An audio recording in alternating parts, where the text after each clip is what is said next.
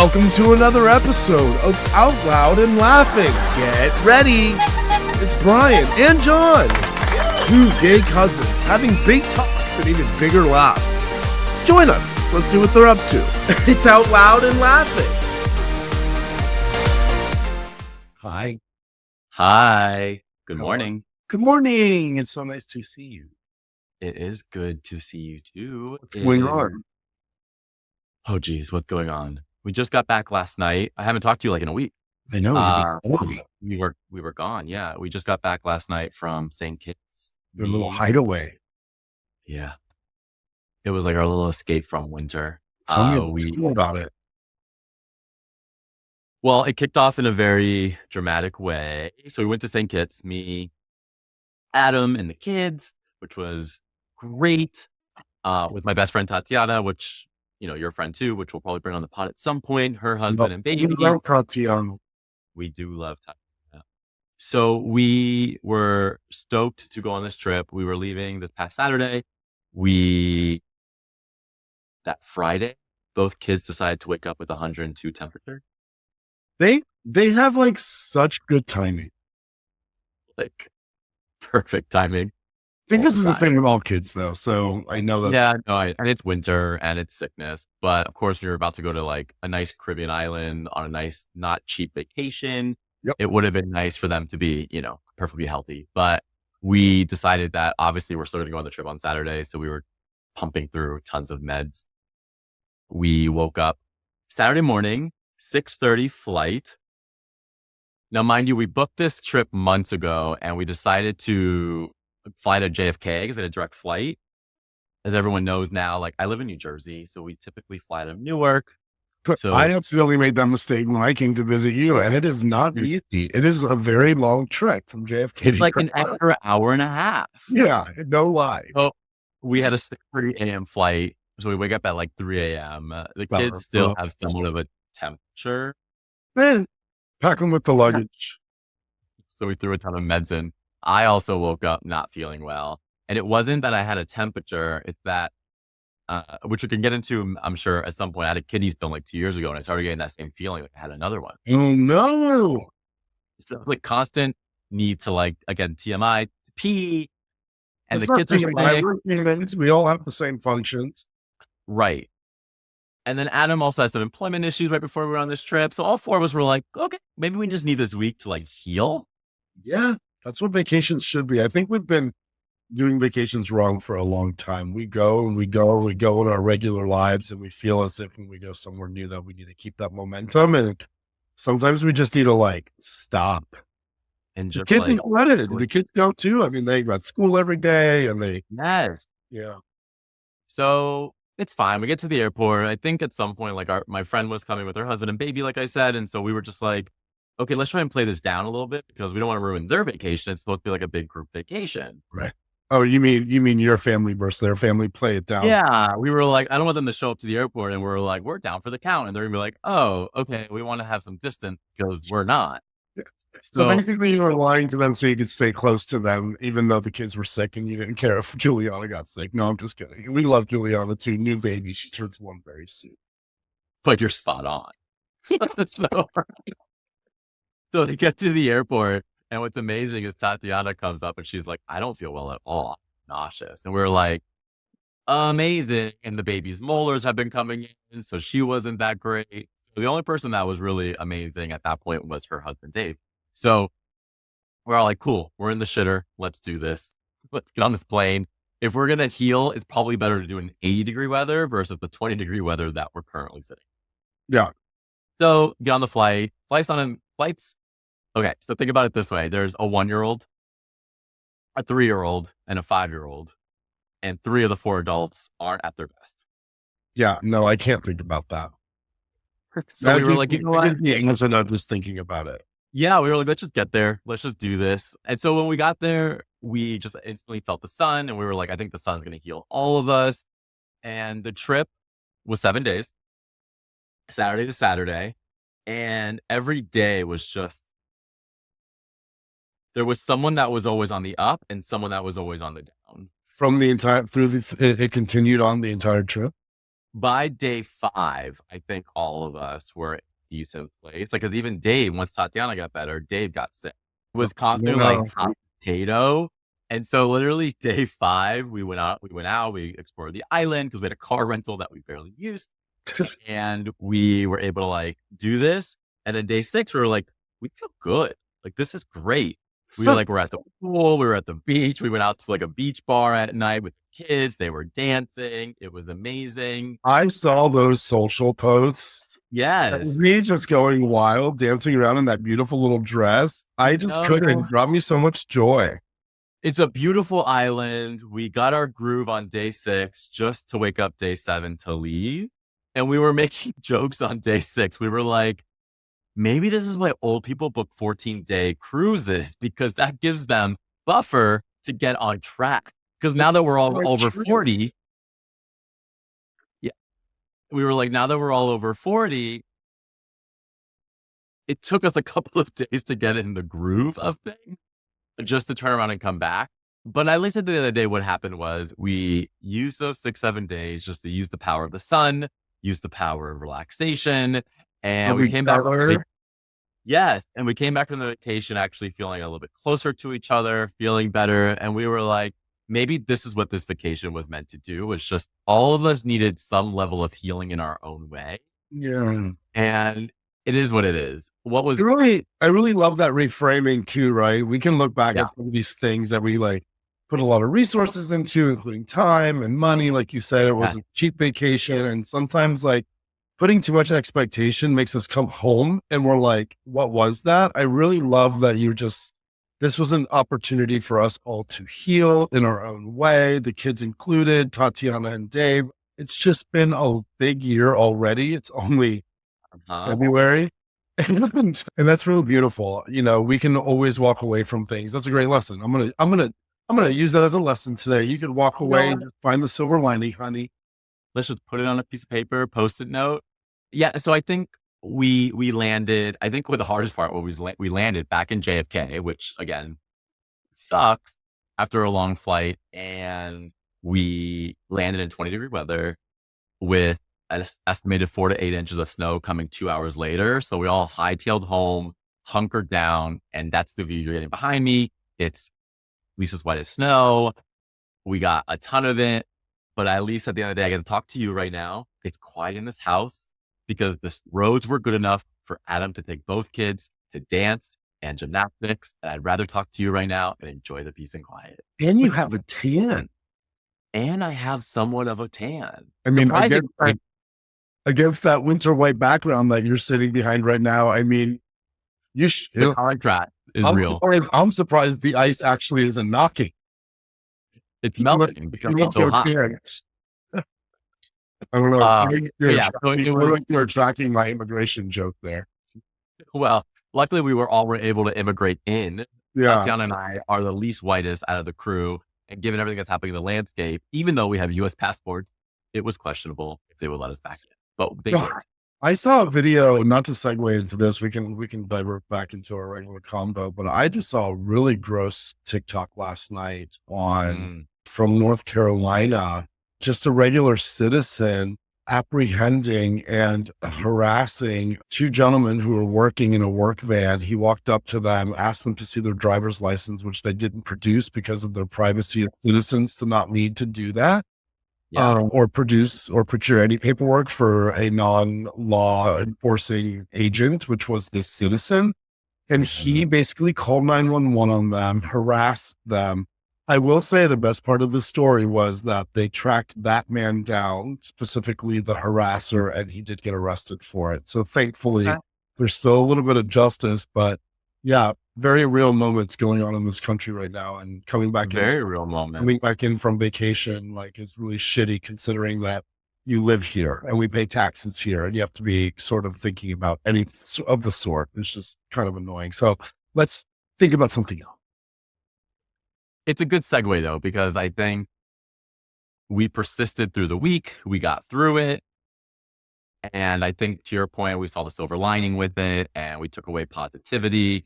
We're all coming back better than we left, which I think is the point of a vacation. Sure. right? And I think it's definitely like, if you think about it, that is life, right? You need to keep persisting. And so I think for today's episode, for everyone listening, I wanted to turn the tables around on you. Oh, And I wanted everyone to get a good glimpse into like how John has mastered persistence to lead to success. And I think there's interesting, I have questions for you that yeah. everyone, no one, he hasn't seen these questions. And so I wanted to kind of like put him on the spot and dig deep into a little bit of like, who is John when it comes to the theme around persistence? I knew I should have put my fake lashes on. I mean, it's going to get messy, so you should. Fair enough. You know what? No, just kidding. Well, Uh, yeah, I'm looking forward to see what you've put together, and I'm happy to share with you. Can you hear that unking? no, Oh, well, we have sound canceling here. That's wonderful. I live in a downtown area, so we get ambulances and car honks all the time. and there's a little bit of honking, but honestly, let's do it. Let's run with it. I Let's love run it. with it. Yeah. I look forward to answering your questions. I promise to be as honest as possible. And whenever you're ready, start firing Let's do away. it. So, I mean, we don't have like a ton of time, and we're probably gonna have to break this up into segments because I think our lives have like we're both 40 now. Yep. There's been a lot of complexity. There's been a lot of wins. There's been a lot of hurdles. But And I think at the end of the day, it's great to know it's too. So I feel like there's just a lot to unpack generally. yeah, I agree. So I think with the idea of persistence, like I want to talk a little bit about, first of all, like keeping it simple. You and I we were raised in Florida. We moved a lot, right? And so I just kind of want to get into Like your, after college, like we left our home and then we started living our lives. And yeah, yeah. And like, I know moving to a new place isn't easy. You and I have both done that. So, you try. you moved to Chicago, you picked up and moved to San Francisco, you moved back to St. Pete. So what were some of the toughest moments for you? And like, how did you push through the overwhelming sensation of picking up your life and just starting new? Good question.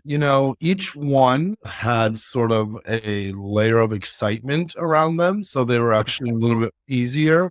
When I moved after undergrad to Chicago for work, I was exciting. It was a first career opportunity. Um, it was going to be a new way of life in terms of living in a place that had seasons. I had grown up in Florida my entire life, so really didn't have things like snow or fall leaves to look forward to. Although I had been in elements like that before, I think it's different to live in them. So that was exciting. For whatever reasons, professionally, I decided to move to San Francisco on a whim. And that also carried sort of a lot of excitement around it as well, right? Where I was going to get to live with my best friend again, I was living with an undergrad and it had been a few years. So I was really looking forward to that. And San Francisco served me incredibly well. Although it was hard to acclimate, I mean, the simple things, getting around, meeting new friends, there was still excitement around Chicago and San Francisco. I will say, St. Pete was a harder move. There was a little bit of sadness and a lot of big life change that happened with that move. That Yep. move was driven by a separation. So I think just that frame around it made it a little bit harder. But I think, with those two very wide juxtapositions from like having all of these exciting things to make relocations for, as opposed to this one, I have found the common denominator to be new change sets ways for you to sort of see where you're at in your life. Really is a great moment to check in, see where you can do more work and just keep enjoying life through it all. I mean, not all of it's pleasant, but seeing new things is always going to be inspiring and it helps force you into growing into your person, who you are. Yeah. And I think you bring up an interesting point because it goes back to the whole vacation thing that I just went on is I Yeah. feel like when you're persisting, you do have a good gift in that you're able to look at like the positive things to help you keep pushing through. I feel like I've seen that like weave through your entire life. And so I think that's important is like things Just are gonna get following hard, your lead, Brian. Just following your lead. but it's important, right? Like as much as we really want to focus on the negative, it's so important. Even if only 20% of it's positive, that 20% can help us overcome that 80, right? Yeah. And I feel like you've done a good job. On. Thank you. I appreciate that. Thanks for recognizing. Yeah. Well, I mean, obviously, like moving has been like the least biggest hurdle for you. As much as we started with that question. I think it's important for the viewers to know a little bit more about you, and I'll talk a little I'm bit an about open it. book. I'm an open book. Yeah, and I'll let you kind of speak more to it. But you've done a lot of quitting of things and habits in your life, and Yeah. so I'll let you talk about that. But I wanted you to kind of more launch with this around the idea of like, what made you realize you needed to make this change? Yeah. And back to back, I think those questions are great because as you know, a journey like mine where I've moved around a lot, I think similar to you and whoever can relate to that, regardless of how far away it is you move. I mean, even if you're moving to an adjoining city or, you know, someplace within your city, I have learned that wherever you go, there you are. Yeah, Um, I love that. you cannot you cannot run from the things that are affecting the way you think and behave. Straight Mhm. up. I am sniffling because I'm overcoming a cold. I'm not yet getting emotional. You're not crying yet. I'm not crying yet. I'm not crying. You're crying. And so in the spirit of all that, you know, I had a wonderful, wild times in my 20s and my 30s.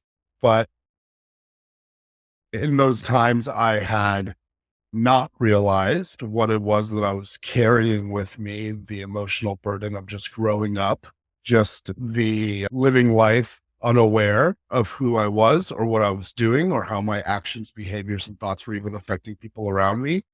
Thankfully, I have an excellent community around me who has stayed by my side through a lot of the bigger choices that I made in my life. And so to answer your question directly, this last move to St. Petersburg, Florida, which was about almost 2 years ago, have Mhm. included, well, actually, I can tell you exactly. Do you mind? Give me 2 seconds. I have a really cool app. It's a day counting app. And the day Oh, I left yeah. California was the day I sort of started this journey. 847 days ago, 847 days ago, I took alcohol out of my life. One of the best decisions I've ever made for me. I don't have any feelings about alcohol or how other people use it.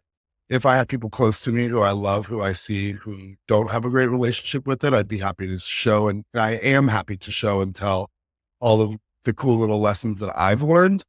But, you know, more recently, I've also taken tobacco out of my life, another stronghold that I had sort of leaned on as support to help manage anxiety and things. But I will say, if you have access, I'm going to pause really quickly, but if you have access, which unfortunately it's a luxury in this country, but if you have access to any sort of mental health care, and there's some other really great resources out there, podcasts, other podcasts, we'll start collecting these along the way and sharing our favorites with you. I don't have any off the top of my head, but you know, just go out and find the answers that are going to help you understand yourself better because it will help you get to that core self. And I think that piece in and of itself is what's helping me stay away from what I thought was my friends, alcohol, Yeah. tobacco, etc. Well, I think from my perspective, just to jump in, Yes, I visited you in August of 2022? yes. And it was in San Francisco where you were living with your ex at the time. And I remember it was me, Adam, and the kids went to go see you, and you were very much overweight. Oh, I was 120 You pounds heavier. Yeah, I remember, like, obviously, we're having a good time, but there were moments where my 1 glass of wine was your 4 glasses of wine, and Oh so yeah. I knew at that point that it wasn't good, but Mhm. I think you could probably speak better to it, but it's really hard to tell that person until they want to accept that it's not good, Yeah, and so I was actually very happy that I think it was almost like got to 847 days, which again might have been 2 months after I saw you in August it or was. around that time. Yep. Yeah, that I think you realized like, wow, no, this is rock bottom. And that was the moment you pivoted and, you truly made that change. So and then you've persisted again for 840 plus days. And what led you to, you lost a shit ton of weight. You are so much happier. So You much. now you are now looking at you still need support in your life, but you're not using those like bad habits for support. You're leaning on people that you love, like me and your close friends and family. And, I think you've done an amazing pivot. So congrats. Sure. Thank you. And you said a term that I want to sort of touch on really quickly before we move on, if that's okay, which is rock bottom. Yeah, please. This idea of rock bottom, it looks Mhm. different for everybody. Yeah. For some people, it is really, really bad. I actually spent the first 150 days of my time in Florida with an AA group that actually changed my life. That room was filled with angels. But some of those stories are horrific. So whenever you're rock bottom, looks like, I think it's so important to realize that if you are in a state of depression, if you are in a state of feeling like you're stuck and you can't get out, that just might be a rock bottom. Don't wait any longer, because any problem in this world untended to just grows. So I just wanted to sort of end it with that. I think that's true. I think that's important too. I think rock bottom is something that is personal to you. Like, and you'll know it when you get there. And I hope most people don't get there, but if Exactly. you do, just look to, again, what John had mentioned. Because in retrospect, my rock bottom was bad for me. But nobody's safety was compromised, including my own. Well, perhaps because of the drinking, but thankfully I was able to come out unscathed, and it woke me up enough to realize that there were really important changes in people that I loved in my life. And something that I've actually not even shared with you is your children have actually been a really big motivator, thinking about being an example for them into the future. And Yeah. I've never shared that with you, but honestly, it's a thought that crosses my mind. Yeah. I mean, I thank you for sharing that. I think, yeah, those little gremlins give you like a little bit of hope and happiness that you're able to shape them, and you want to be your best self to shape them. So Yeah, I was I just think great. Ironically, hanging out with them sometimes makes you want to go back to the sauce, but no, I'm just kidding. that's also a very fair point. A little more darkness here. I want you, because I want the viewers to understand, like, you've done this for 840 plus days, and you've quit drinking, you've quit smoking. I think you're 2+ weeks quitting smoking, so this is still very fresh for you. Yeah. In that time period, I don't want to sugarcoat it. Like, it's a journey, right? And it's not easy. And I think I would love for you to like try and pinpoint, like, and explain to the viewers, like, tell us more about one of your toughest days on this journey and how you overcame. Specifically about smoking, or just the 847 days? Drinking, anything. Like, what was like one of the days in this 840 days that you were like, that was one of the hardest days, and it took this to get over that day? Because I think, going back to the theme that we're talking about persistence, right? And I think first you realize the problem, and then you've had to persist since then to truly continue to, achieve that goal you've had. And there must have been a day or two that were just like really bad, that you might have been in the shower in tears. Like, can you walk us through one of those? Yeah, I think the worst of it was the actual awakening of it all, that rock bottom piece. The first initial days were really tough, not knowing what was going on, like not being, and what I mean by that is more specifically, not being able to address or specifically address what it was I was feeling. A lot of times people, and myself, I'll speak for myself, I wasn't really aware, or I didn't know how to manage my emotions. I didn't know how to call my emotions what they were. I was very surface level with them in terms of like being angry or happy or whatever, sad, not jealous, anxious, some of these like emotions that have a little bit more complexity to them. They like carry a lot of things. So the initial days of not knowing what it was were actually the hardest. After that, the days come and go. You definitely find moments of joy. And I've learned over time that the choice of choosing joy and the times that you do it, and over time, it sort of just builds on itself. Like anything, consistency is key. But I will say that before you can get to that point, the hardest days for me were ones where acceptance came forward, accepting that I was an alcoholic, being able to say words like that to myself. That brought shame. That was really hard to deal with, especially for somebody who took pride in being a good human. But I was masking myself and keeping myself away through these substances. So the acceptance were hard days, the shame were hard days. And something I told my therapist, who I'm so fortunate to have, is, this journey has been this in a nutshell. The feelings are the same, right? I feel anxiety. I feel fear. I feel joy. I feel sadness. I feel stress. I feel all of the feelings, but the experience is different, because I can call up a spade a spade. I can say, I am feeling anxious because I can take back my control. I am confident that I can take back that control and say, you know what? John needs a minute to sort of reset. And so out of all the bad days, I think the good days, because I kind of want to end it on a good day now, I think the good days are still not like every day, because life is life. But I would say having the level of acceptance, letting go of the shame, knowing that none of us are alone, knowing that I have people like you to support, it makes this part of the journey that much sweeter. So Well, and I You got me. You got me. I got you a little bit. Well, I think that's the point, right? Is we're all going through this thing called life, and it's not easy. And I think you've taken on a couple more hardships because you had these demons that you've been trying to overcome, and you've taken it in stride. And like you just said, some days aren't easy, and there's a lot of great days, right?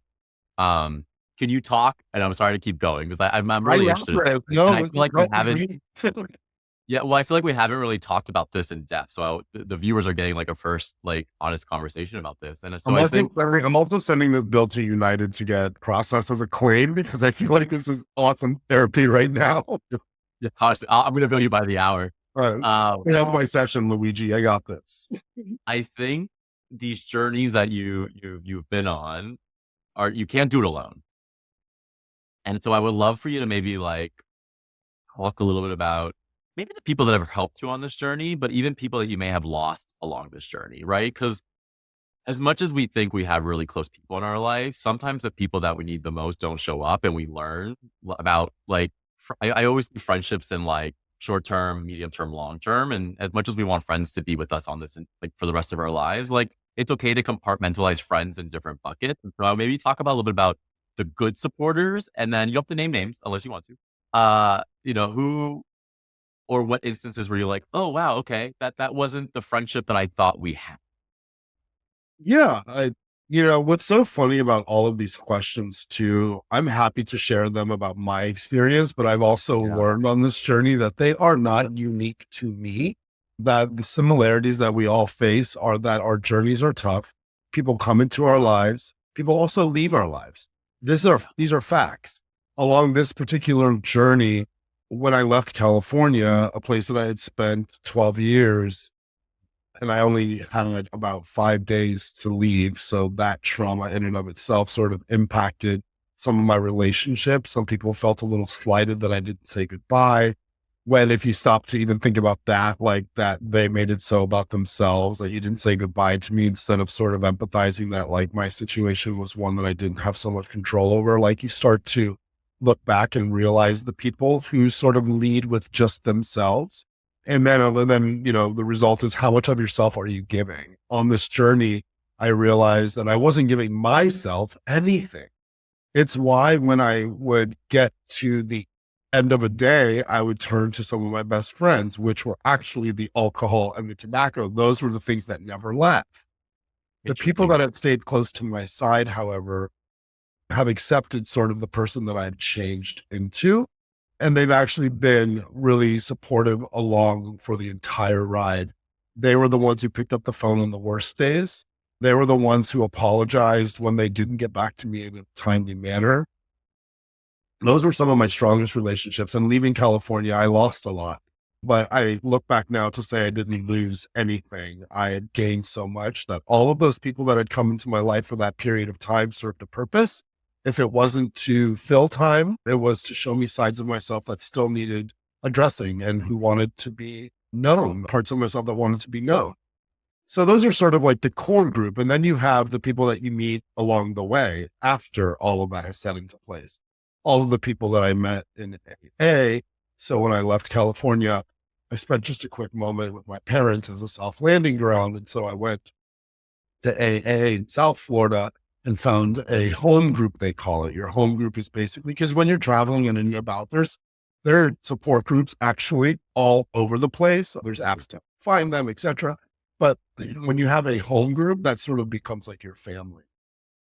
And in that room, I met some wonderful people. And for the sake of the program and its anonymity, I won't mention names, but I found an unbelievable sponsor. I had friends who I just got to revisit this past holiday season who talk about losing 120 pounds and hiding in plain sight. They didn't even recognize me, which was awesome.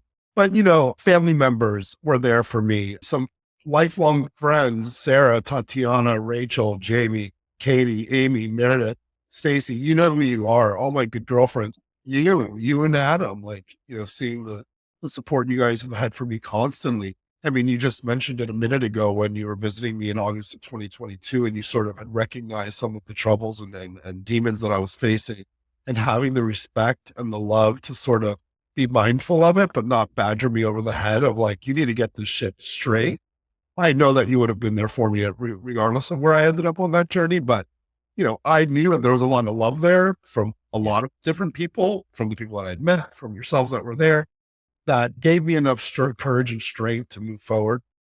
If you don't have that in your life, speaking to the people out there, if you don't have that in your life, go find it. It's there. It's out there. There are people who are willing and wanting new people to love and help and heal and reignite the light that has dimmed inside them. I love that. We can end on a high note like that. I love it. I think this goes back to just, again, the theme is just persistence. And I think it's so simple, but persistence does lead to success.